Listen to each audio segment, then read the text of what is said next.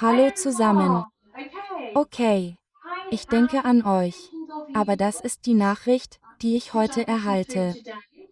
Ich habe das Gefühl, dass du derjenige bist, der möglicherweise entscheidet, dass es genug für dich ist und dass du bereit bist, etwas anderes zu tun. Das werde ich mir heute genauer ansehen, denn ich habe das Gefühl, dass deine Person an dich denkt. Ich habe das Gefühl, dass sie sehr still ist. Es ist fast so, als ob sie darauf warten, dass du mit etwas herauskommst, und ich denke, das liegt im Grunde daran, dass sie sich schämen. Sie wissen, dass sie dich betrogen haben.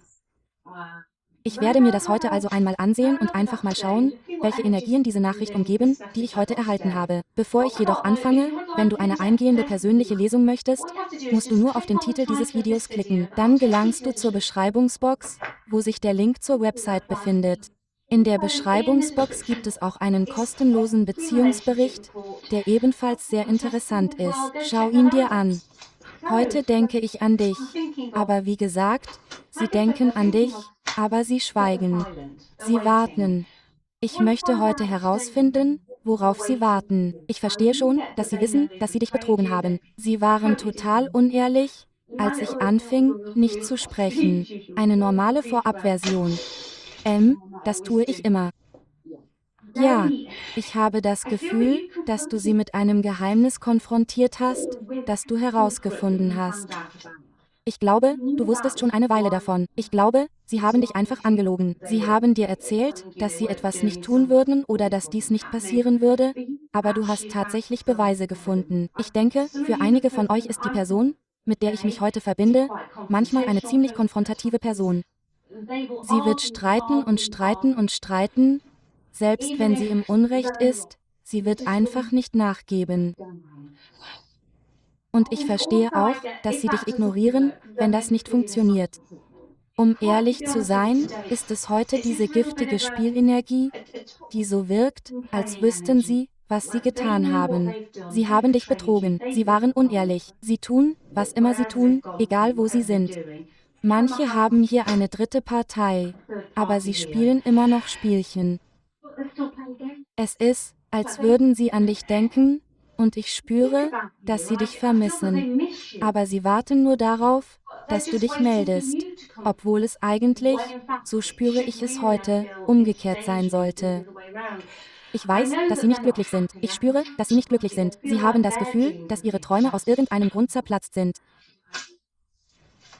Ich glaube, sie sind nicht erfüllt, wo sie sind, aber sie warten auf dich. Also, lass uns mal sehen, was los ist. Mal sehen. Bitte, was mit ihnen los ist. Danke. Was ist? Ja, sie sind definitiv nicht glücklich, wo sie sind. Ass der Kelche in umgekehrter Reihenfolge. Nein, sie sind nicht glücklich. Sie sind unglücklich. Mit wem auch immer sie in Kontakt stehen, wenn es sich um eine Situation mit Dritten handelt, habe ich das Gefühl, dass sie eine wirklich gute Show abliefern könnten. Und damit meine ich, wo auch immer sie sind und was auch immer sie tun, für einen Außenstehenden würde es wirklich traumhaft und großartig aussehen. Und weißt du, im Rosengarten blüht alles auf, aber hinter verschlossenen Türen ist das überhaupt nicht so. So ist es überhaupt nicht. Ich denke, deine Person neigt dazu, Beziehungen zu vergöttern. Und damit meine ich, dass sie leicht narzisstisch sein könnten. Sie gehen also hinein, sie werden eine Liebesbombe sein, sie werden genau das sein, was diese Person von ihnen erwartet, damit sie fast schon an Land ziehen können, aber dann fangen sie an, die Beziehung abzuwerten. Ich habe also das Gefühl, dass es sich bei der heutigen Lesung um jemanden handelt, mit dem du in Kontakt stehst. Ich weiß, du denkst immer daran, dass es sich um eine allgemeine Lektüre handelt, also nimm immer einfach deine Geschichte mit.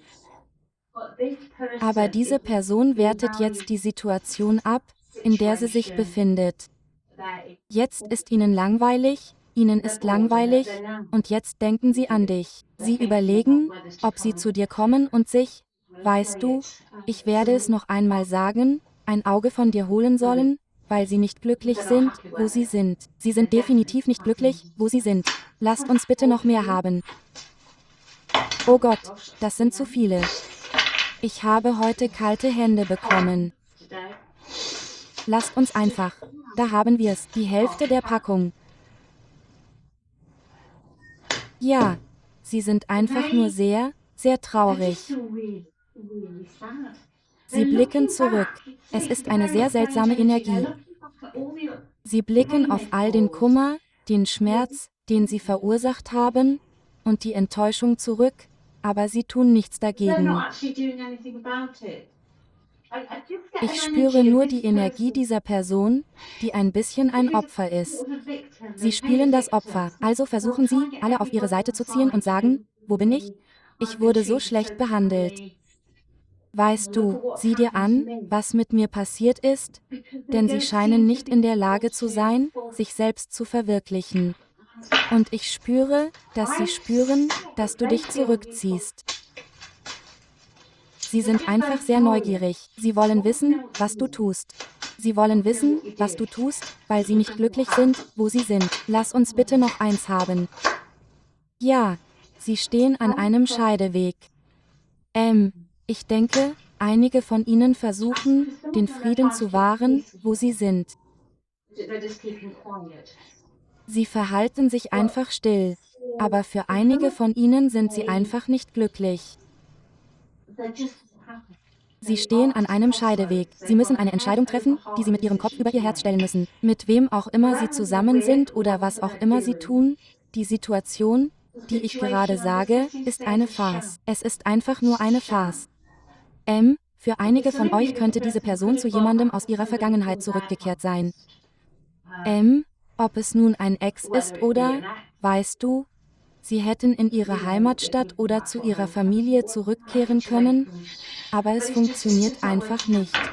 Es funktioniert definitiv nicht. Mal sehen, was wir noch dazu finden können. Lass es uns anschauen. Denn ich sage, ich habe das Gefühl, dass sie spüren, dass du dich zurückziehst. Weißt du, sie wissen, dass sie ehrlich zu dir sein müssen, aber ich habe einfach das Gefühl, dass sie in einer Art Selbstmitleidsstimmung gefangen sind. Und manche von ihnen sehen nicht, dass sie jetzt fast schon zu viel Schaden angerichtet haben. Sie haben zu viel Schaden angerichtet, sie waren zu toxisch und sie sehen nicht, wie sie jetzt zu dir zurückkehren können. Und ich denke, dass viele von euch nicht unbedingt sagen wollen, dass sie diese Person nicht zurückhaben wollen.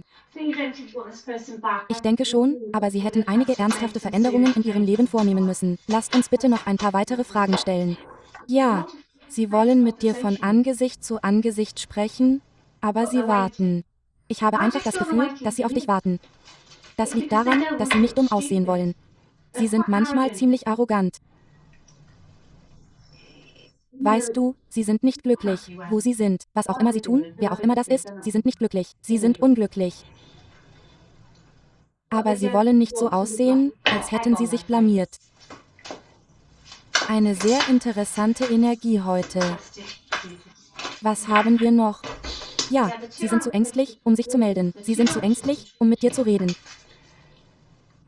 Einige von euch sind zu ängstlich, um mit euch zu reden, weil sie sich, wie gesagt, in einer Zwickmühle befinden, weil da noch eine andere Frau ist. Das habe ich schon vorhin gespürt. Bei manchen ist da noch eine andere Frau oder eine andere Person. Und sie könnten wirklich ängstlich sein, wie sie aus der Situation, in die sie geraten sind, wieder herauskommen sollen. Aber aus deiner Sicht habe ich einfach das Gefühl, dass du dir nicht einmal sicher bist, ob du die Verbindung wiederherstellen willst. Ich spüre, dass du das tust, aber ich glaube nicht, dass du dich wieder mit mir verbinden würdest, bis die ehrliche Wahrheit ans Licht kommt. Hier muss etwas Wahres dran sein. Ja, ich denke, du bist im Moment ziemlich verwirrt. Ich glaube, du befindest dich wirklich dazwischen, denn ich werde das nur noch einmal überprüfen, aber ich spüre, dass es noch jemanden gibt. Ja, der Ritter der Kelche ganz unten im Deck. Was ist die Unbekannte? Das Ass der Kelche. Ja, die Gesamtenergie ganz unten im Deck, der Ritter der Kelche, die Unbekannte, das Ass der Kelche. Du hast andere Möglichkeiten. Nun gibt es andere Menschen in deinem Umfeld, selbst wenn ihr nur Freunde seid, die an dir interessiert sind. Es gibt einige von euch, die Menschen in ihrem Umfeld haben, die sehr romantisch an ihnen interessiert sind. Und ich habe das Gefühl, dass du immer noch eine sehr starke Bindung zu deiner vergangenen Person hast. Aber ich glaube, du erkennst jetzt, dass du einfach zu gut für sie bist, wenn sie sich nicht grundlegend ändern. Im Moment bist du einfach zu gut für sie. Ihr wisst, sie können nicht mit denselben Problemen zurückkommen, mit denen sie gegangen sind. Sie müssen sich selbst in Ordnung bringen. Wie ich schon sagte, für manche von euch gibt es hier eine neue Liebe. Wisst ihr, wenn sie noch nicht da ist, wird sie kommen, denn das Ass der Kelche ist ein Neuanfang in der Liebe. Und der Ritter der Kelche ist jemand, der zu euch kommt, der euch sehr gern hat, der euch sehr gern haben wird. Astrologisch gesehen hatte ich heute ziemlich viel Wasser. Fische, Skorpion und oh Gott, ich kann nicht denken. Krebs. Ja, Fische, Skorpion und Krebs. Ich habe auch die Energie der Waage hier. Aber ihr habt noch jemand anderen. Wenn diese Person im Moment nicht da ist, sehe ich, dass ihr in Zukunft verwirrt sein werdet, denn ich glaube nicht, dass ihr im Moment die ganze Wahrheit von dieser Person erfahren werdet. Selbst wenn ihr euch persönlich trefft, habe ich immer noch die Karte Melanor, die Geheimnisse und Verborgenes sowie die Peitsche, Streit und Konfrontation repräsentiert. Ich glaube nicht, dass sie euch alles erzählen werden, und sie werden euch nicht genug erzählen oder genug Wiedergutmachung leisten, damit ihr zu dem zurückkehren könnt, wie es war, denn es war schmerzhaft. Es war sehr schmerzhaft für euch, und ich spüre, dass ihr diese Person immer noch sehr liebt, aber sie hat auch eure Träume zerstört. Ihr wisst, ihr habt viel Unglück, Albträume und Ärger erlebt, und ich habe einfach das Gefühl, dass ihr nicht so schnell wieder zurückspringen werdet. Lasst uns mal schauen. Ja, seht ihr, das ist eure Energie. Ich glaube, ihr werdet einfach sagen, nein, ich möchte nicht darüber reden. Ich möchte nicht darüber reden. Weil ich denke, dass ihr tief im Hintergrund wisst, dass es immer noch eine Menge Ärger mit dieser Person gibt, die im Hintergrund lauert, selbst wenn diese Person anfangs eine gute Fassade aufsetzt. Lasst uns mal sehen, was wir noch haben. Ja, manche von euch haben es einfach hinter sich gelassen. Für manche von euch ist es einfach vorbei. Ihr habt euch verändert, es war schmerzhaft. Ihr habt lange auf diese Person gewartet. Sie hat euch ohne Abschluss zurückgelassen, ihr habt euch einfach nur im Wind treiben lassen, und ihr habt es hinter euch gelassen.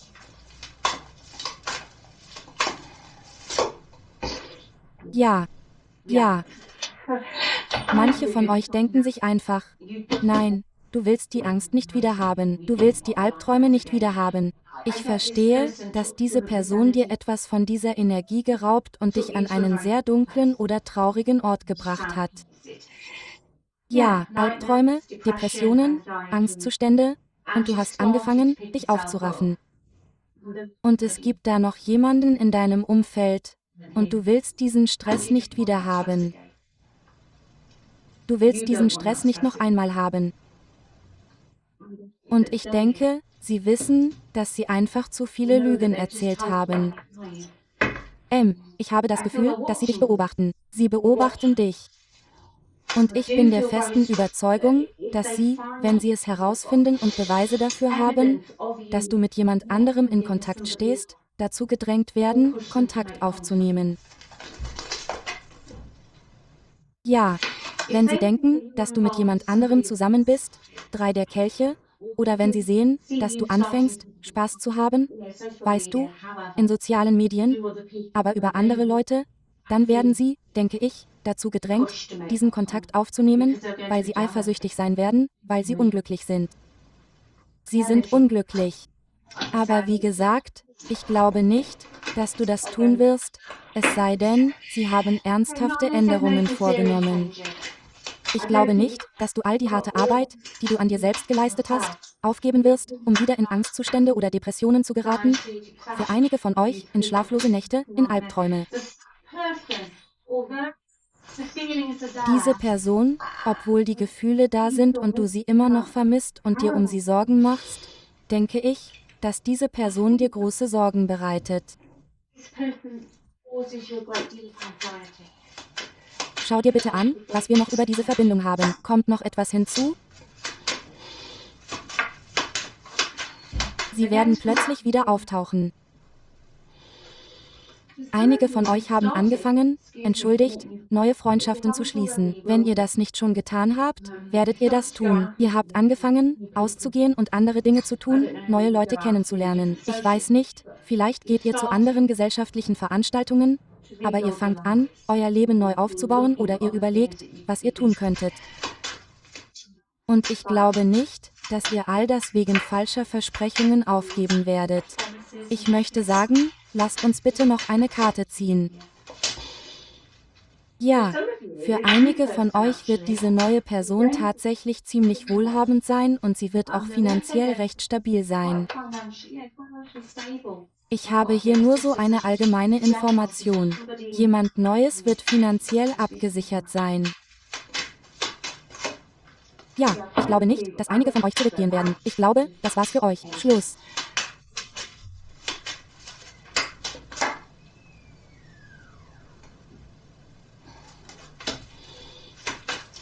Lasst uns das bitte noch einmal klarstellen.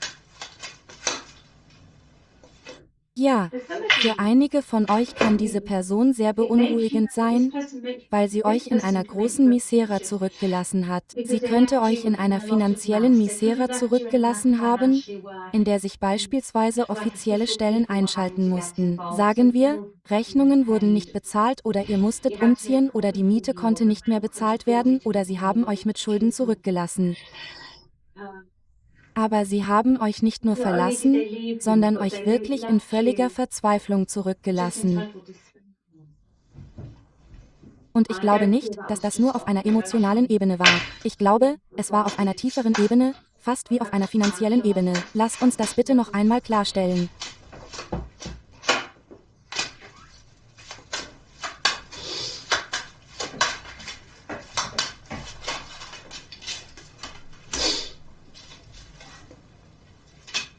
Ja, für einige von euch musstet ihr buchstäblich neu anfangen.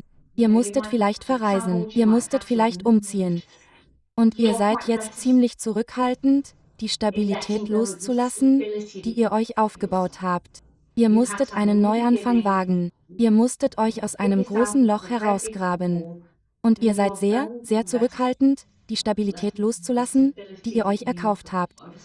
Und einige von euch haben diese Verbindung einfach aufgegeben, weil hier die Energie einer unerwiderten Liebe vorhanden ist, bei der du derjenige warst, der sich alle Mühe gegeben hat, du warst derjenige, der gegeben hat, und die andere Person hat genommen. Und für einige von euch gibt es hier ein Element, bei dem diese Person mehr Kontrolle hatte, sei es finanziell, emotional oder physisch. Aber es gab ein Ungleichgewicht in dieser Beziehung, und jetzt habt ihr gerade erst angefangen, euer Mojo zurückzugewinnen. Und ihr habt gerade erst angefangen, ich weiß nicht, Stabilität zu erlangen.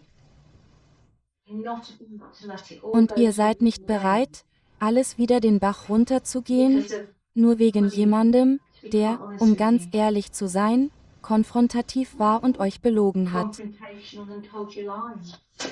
Lass uns bitte noch ein paar weitere Gespräche führen, und dann werde ich sehen, wie sie im Moment für dich empfinden. Dann werde ich mir Rat holen und dann einfach mal schauen, was das bestmögliche Ergebnis ist oder was sie tun werden. Ich denke aber, wie ich bereits sagte, dass sie irgendwann herausfinden werden, dass du in einer besseren Position bist als sie. Sie werden eifersüchtig sein und sich dann melden. Lass uns noch eine weitere Frage stellen. Ja, du bist also einfach gegangen. Du hast genug davon. Ich denke, diese Trennung hat dich viel Kraft gekostet, um überhaupt die Stabilität zu erreichen, die du heute hast. Ich denke, zeitweise hast du dich nur mit den Fingernägeln festgeklammert, aber du hast diese Kraft gefunden.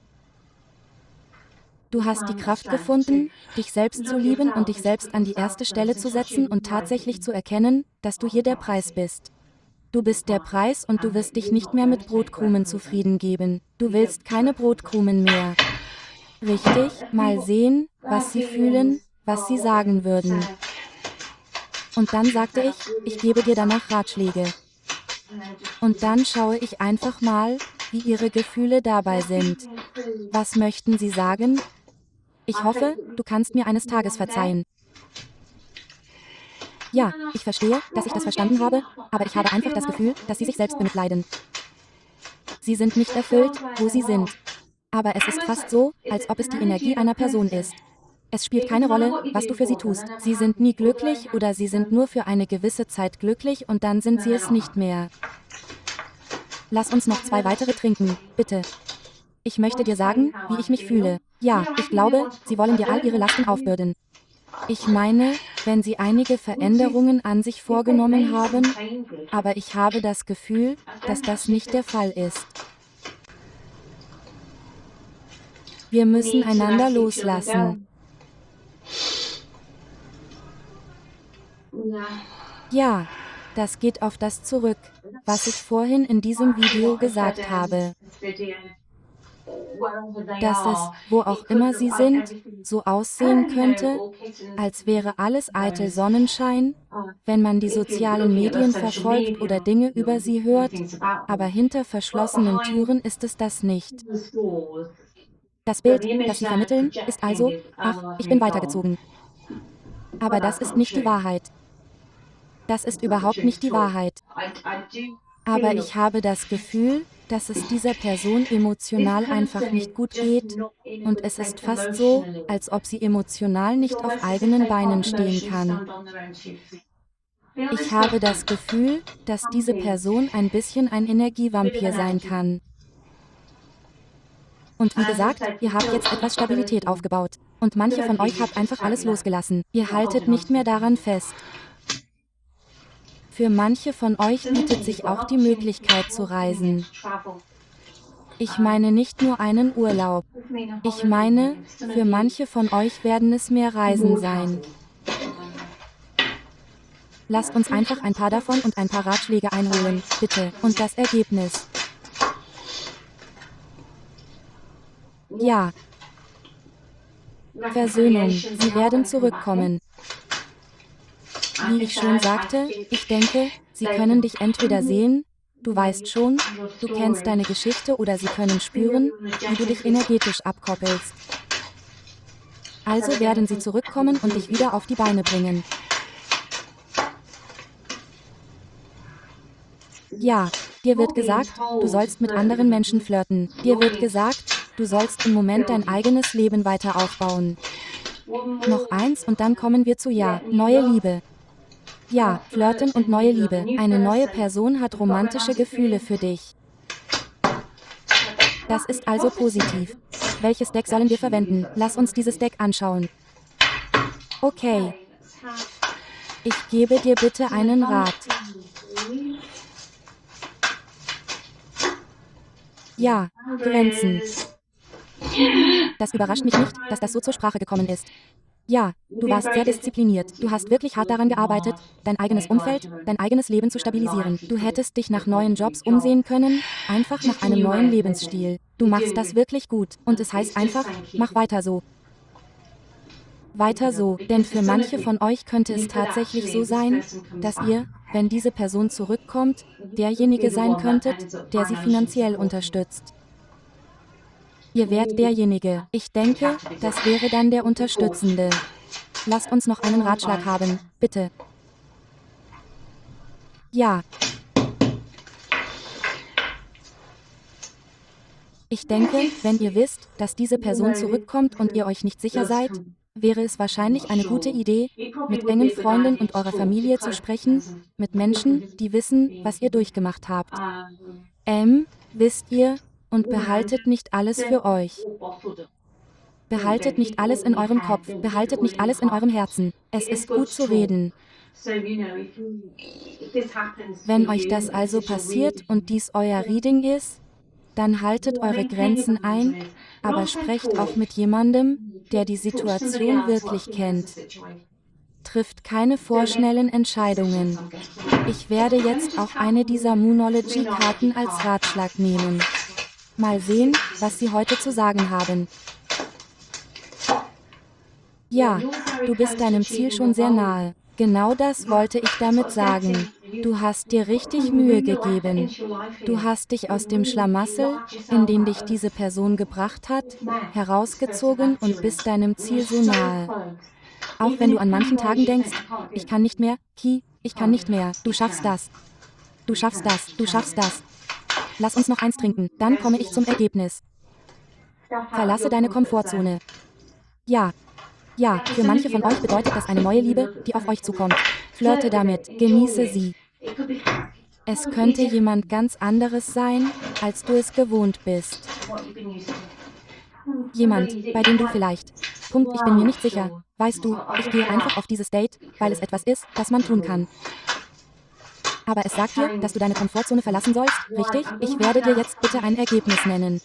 Lasst uns zuerst ein Ergebnis mit der vergangenen Person besprechen. Lasst uns also zuerst das Ergebnis mit der vergangenen Person besprechen. Danke. Nun, sie werden sich melden.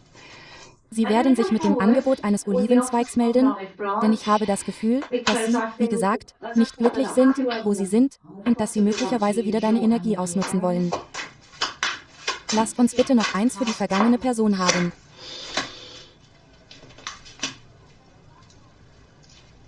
Ja, im Moment warten sie immer noch. Das ist es, was ich vorhin aufgegriffen habe. Sie machen sich Sorgen über das Gepäck und alles, was in der Vergangenheit passiert ist.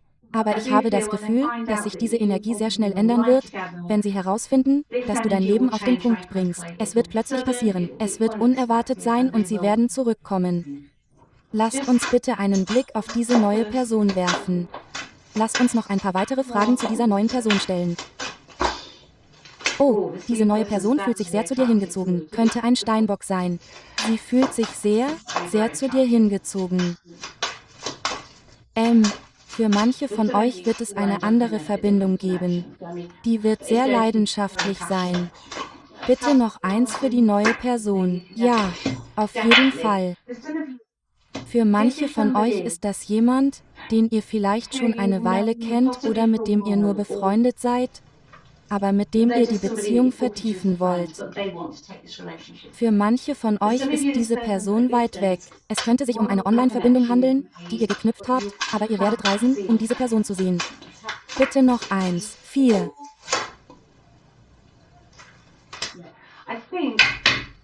Ja, ich denke, diese neue Person wird eine völlig andere Energie haben als die Energie der alten Person. Ich verstehe, dass diese neue Person für manche von euch wirklich die Liebe zum Leben erwecken wird, und es ist fast so, als würde die rosarote Brille der Vergangenheit endlich fallen. Ich hoffe, es hat euch gefallen. Nimm immer das, was nachhalt. Es ist nicht die Geschichte von jedem. Und vielen Dank an euch alle fürs Zuschauen, liken, kommentieren und abonnieren. Das bedeutet mir die Welt. Wenn ihr noch nicht abonniert habt und es tun wollt, klickt bitte auf den Button. Das wäre fantastisch. Und wenn ihr gerne eine persönliche Lektüre wollt, klickt einfach auf den Titel, die Links in der Beschreibung, geht auf die Website. Dort gibt es auch einen kostenlosen Beziehungsbericht. Schaut ihn euch an. Passt gut auf euch auf, kümmert euch um euch selbst und denkt daran, dass ihr hier viel Arbeit geleistet habt. Ihr habt hier viel Arbeit geleistet und seid euren Zielen sehr nahe. Macht also weiter so. Ich melde mich bald wieder. Tschüss.